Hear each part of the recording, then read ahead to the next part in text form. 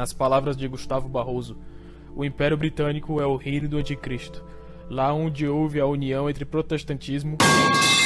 e maçonaria. Foi este império que estendeu sua ditadura financista pelo mundo, visando, por inveja satânica, as colônias ibéricas. O Império Britânico é o inimigo comum da humanidade.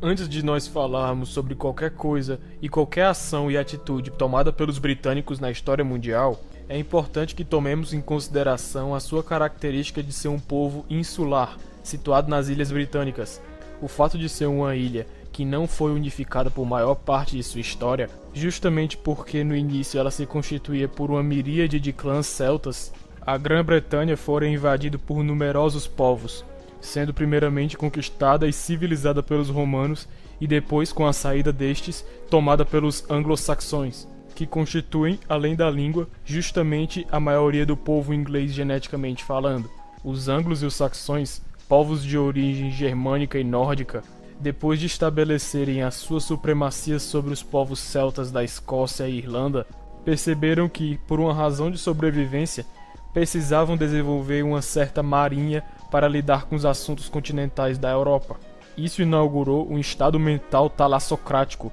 nos dizeres do imperialismo britânico, o que dura até os dias de hoje, de certa forma, plasmado nos Estados Unidos da América. Pelo fato de os britânicos se situarem numa ilha, eles acabaram por desenvolver uma maneira insidiosa de tratar os conflitos geopolíticos, justamente porque a sua condição geográfica os tornava mais afastados do centro do conflito. Por exemplo, enquanto potências continentais brigavam entre si, a Inglaterra mesmo fomentava esse conflito, ajudava as duas partes nele para ganhar proveito das duas, para só no final entrar no lado vencedor. Isso era simplesmente tornado possível pela sua distância geográfica e dificuldade de invasão, o que sempre dotou os ingleses de enorme vantagem em virtude do grande acesso que sua marinha possuía.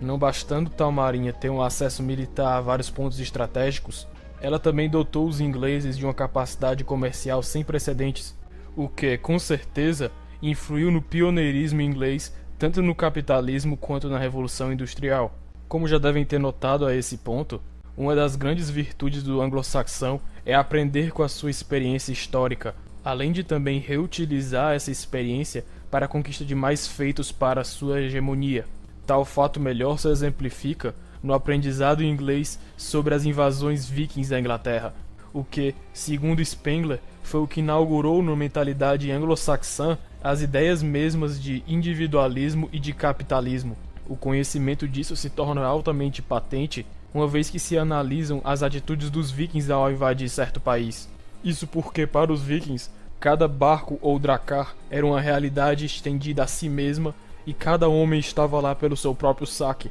Tal mentalidade de pirataria se estenderia ao começo do capitalismo, em que cada empresa ou empreendimento simbolizaria o dracar viking e cada homem o pirata em busca de seu próprio espólio. O valor da empreitada estava inteiramente centrado ao redor do dinheiro e cada indivíduo estava legado apenas a si mesmo.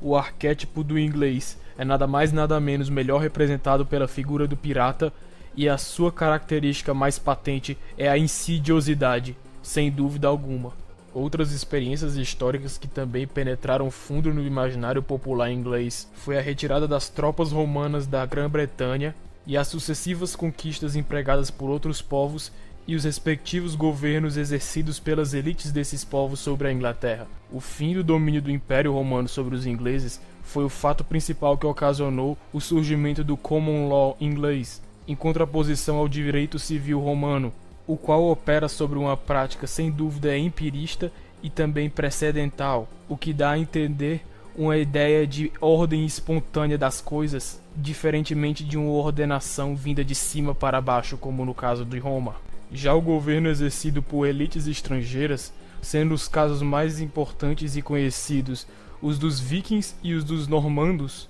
que gerou demasiado ressentimento tanto entre as elites inglesas quanto o populacho, pois eles estavam literalmente sendo governados por estrangeiros. Isso, no fim das contas, ajudaria a gerar uma repulsa ao soberano, e a buscar, se não puder derrubá-lo, pelo menos limitar o seu poder de alguma maneira, que foi o que genuinamente foi empregado quando os barões, em 1225, forçaram o rei John I a assinar uma limitação ao seu próprio poder, a famigerada Magna Carta, sendo esse infame precedente a verdadeira origem do liberalismo inglês em termos políticos. Somando-se a esse panorama histórico e político, também mais do que importante para a gênese do paradigma liberal é a premissa religiosa do calvinismo ou puritanismo inglês, o qual, por numerosas razões que serão minuciosamente explicadas em outro vídeo, proveu o substrato teórico intuitivo de ideias como igualdade, democracia, consentimento dos governados e entre outras, que viriam a influenciar pensadores como Locke, Bacon, Hume e outros de paradigma inglês, os quais seriam os verdadeiros pais do iluminismo, com os consequentes franceses simplesmente absorvendo suas ideias e prolongando seus legados no continente. A Guerra Civil Inglesa foi uma guerra religiosa, na qual os puritanos venceram, sendo a pior das consequências, além do poder supremo do parlamento inglês e da consolidação do Estado de Direito, a fundação por esses próprios puritanos do que viria a ser os Estados Unidos da América. A partir de então, essas duas nações inglesas, o Império Britânico e o Americano, viriam a conquistar o mundo mediante guerras e mediante a economia, e impelir a ele uma realidade que só pôde surgir por uma miríade de fatores convergentes apenas nas Ilhas Britânicas e que só poderiam ser implantados no resto do mundo de maneira artificial e sob o sacrifício de todas as tradições dos países os quais elas parasitariam. Portanto, confirmando os dizeres de Gustavo Barroso, nenhum outro povo é tão digno da alcunha de inimigo do gênero humano quanto o povo anglo-saxão, o qual mais prejudicou os povos ibéricos durante toda a marcha da história humana. Então, ao fim disso, vos permito dizer ao inimigo anglo-saxão: nenhuma água, nenhuma trégua, nenhum esquecimento e nenhum perdão. O Império Britânico pode ter factualmente chegado ao seu fim, mas o imperialismo do inglês ainda se encontra vivo na forma dos Estados Unidos da América, o qual, além de um império econômico, como era o estrito caso do Império Britânico, é também, primeiramente, um império ideológico, pois além de estar a serviço da elite capitalista, esse Estado existe justamente para cumprir os ditames e assegurar os imperativos do liberalismo e do progressismo no mundo inteiro. Por causa disso, tanto os britânicos quanto os Estados Unidos dizimaram inúmeros povos, acabaram com inúmeras culturas e destruíram várias tradições de vários países, e continuam fazendo isso até os dias de hoje, literalmente acabando inclusive com religiões e composições étnicas e de até valores muito basilares como o mesmo da família. O inglês, seu legado e tudo que ele representa é literalmente um artífice satânico para chegar ao fim do mundo, ou melhor, o fim de um mundo, sendo esse o fim da civilização ocidental, qual já estava traçado desde seu nascimento.